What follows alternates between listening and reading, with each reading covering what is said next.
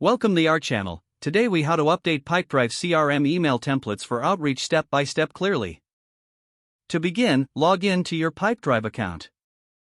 Navigate to the email templates section found under the email tab. Click on the templates option to view your existing email templates. Select the template you wish to update by clicking on its name. Review the current content of the template to identify any changes needed. Make your edits directly in the text editor provided. You can modify the subject line, adjust the body text, or add any new elements you deem necessary. Consider using placeholders for personalized elements, like the recipient's name or company. Once you're satisfied with your changes, click the Save button to apply your updates. If you want to create a new template, select the Add Template option. Enter a name for your new template to help you easily identify it later. Fill in the subject line and body text, applying any formatting styles you prefer. Remember to add placeholders for personalization, just like in your previous templates. After completing your new template, click the Save button to store it. To test your updated or new template, use the Send Test Email feature. Enter your email address and review how the template appears in a real email format.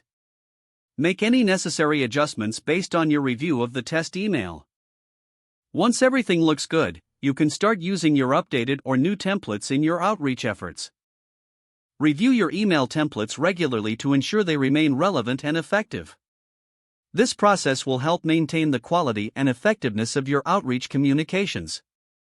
If the page does not load, refresh the browser or try again in a private or incognito window. Make sure you are using the correct email address, then retype it carefully to avoid small typos. If your password is not accepted, use the reset option and create a new strong password you can remember.